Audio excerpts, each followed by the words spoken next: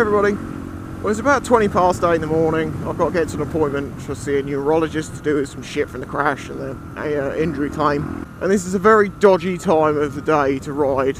It's very fucking cold. It's damp. Could be a bit icy out, I'm not sure.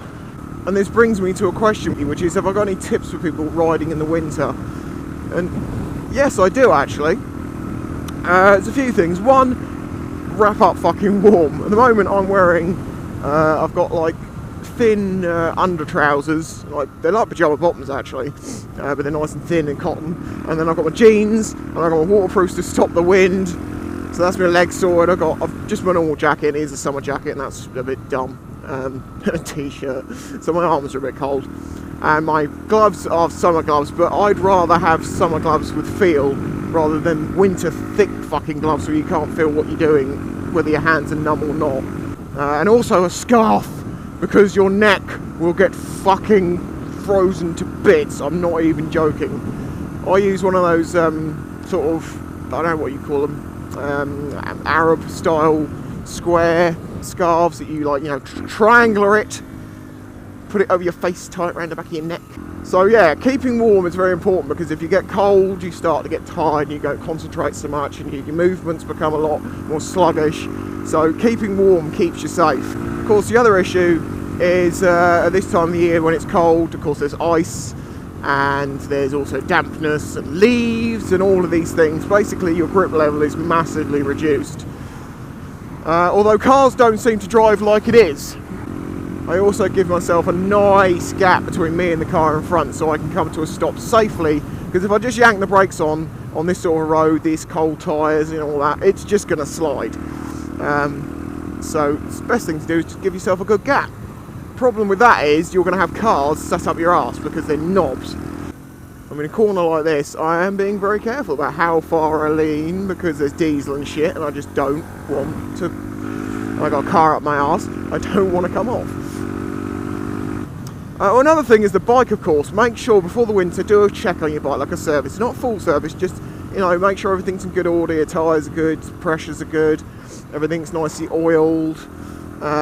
If you want to stop your bike getting rusty, spray it with, like the frame in that, with GT85 if you think rust is an issue. People think on Chinese bikes rust is a huge issue. On this one it isn't.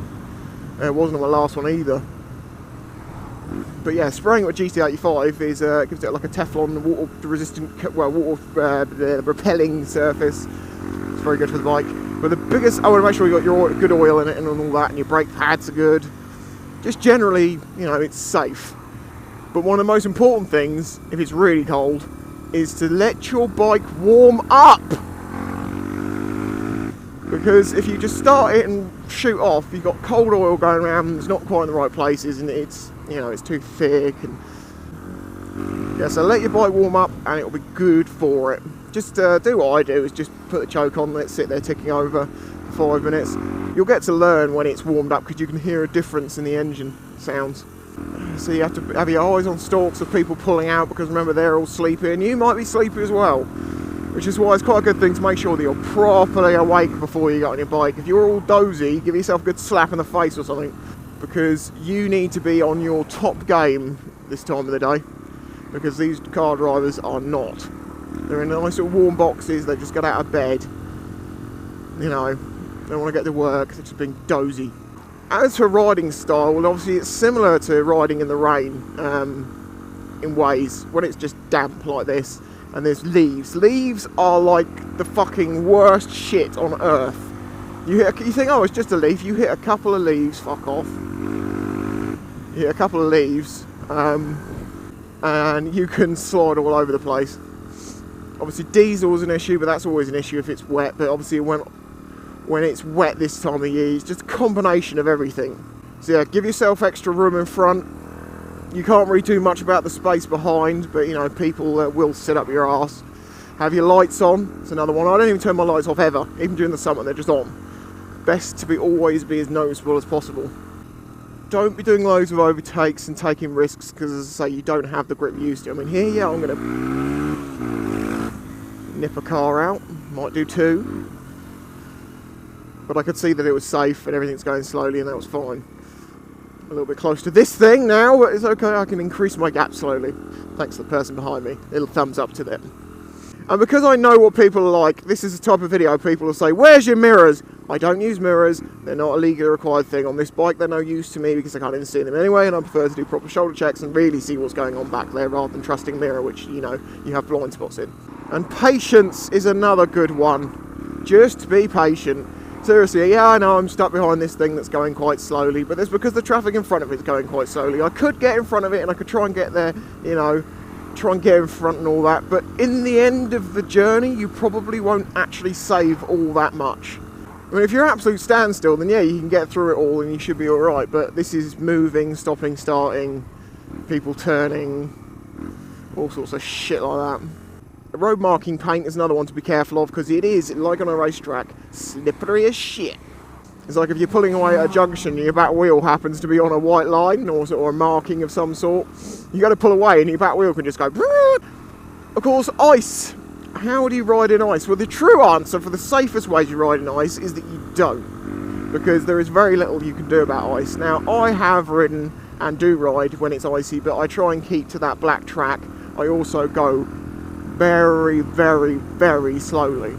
Oh, by the way, what I mean by that black track is, you'll notice in the road there's obviously car tracks where cars have melted the ice through. That's if they don't grit your roads, because they don't round here. And that's your best option. But obviously you've got a very narrow road then, so if you go too quickly and you go outside of it and you touch that ice, you have a risk of flipping the bike somehow. So the safest option is to not do it, but if you have to, very slowly, very careful. But the problem with that is, as I say, car drivers are not going to be doing the same thing. It's one of the nice things about having a 125 at this time of the year. I don't have to worry about having all that torque and power and weight and everything behind me. So if you follow all these rules and keep your wits about you, you'll probably be okay. But of course, it doesn't account for all the other idiots on the road. And there's a good example, wearing proper gear. Look at this guy. Trainers, normal jeans. I should add that I'm wearing the jeans I'm wearing are Kevlar jeans. No normal jacket, no scarf. Has he actually even got gloves? Yeah, he has got gloves, but they're not proper bike gloves, they're just soft gloves.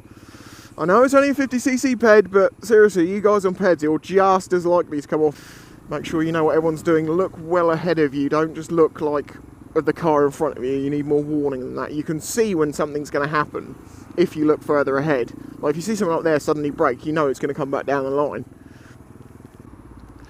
What other issues are there? Fogging visors. You can get, as you can see, mine's fogging up at the bottom here because I'm talking. You probably wouldn't do that if I wasn't talking. You can get sprays and stuff. The old-fashioned way is to use a little bit of fairy liquid rubbed on the inside. But the best solution to that one is a pin lock system, which is basically an insert that gets put on the inside of your visor and it stops it fogging up. They are very good. I've used one before now, but it's never been that much of an issue, he says, as his visor fogs up down the middle. No, you could have... Oh, you dick! You saw what you saw what I was about to do and went and did that. Oh, you park! You dick! Another thing to remember is that in the summer you can filter through traffic, get up to the front of there, and you can pull away hard, you know, and you'll get away from the cars. This time of year, if you're not careful, you pull away too hard, obviously you're going to spin up the rear, you might come off, and then the two cars that are next to you, because they've been driven by homicidal idiots, they're just going to run you the fuck over. So something to be aware of if you're going to do that. Make sure you've got the grip. It's just basically, it's not one or two things you can do, it's just a general sort of, how would you say, a lifestyle, a method of riding. You ride differently in the winter than you do in the summer. The summer's all about fun. You can, you know, you can push the grip levels, you can go a bit faster and stuff. But this time of the year, just be happy to be getting about and not being on the ground. Anyway, yeah, if you follow all these little tips and basically just be careful and take it easy, you should be fine throughout the winter and you'll get through to another summer. You can enjoy yourself once again. Okay everyone, I'll catch you next time. Ride safe. You know what I'm like, okay, get on the motorcycle. No, that's the wrong way. Okay, now to start the bike, you must first love it. I love you so much, please start for me. Please. And the bike will start. Now the best thing to do is to engage fifth and then pull away.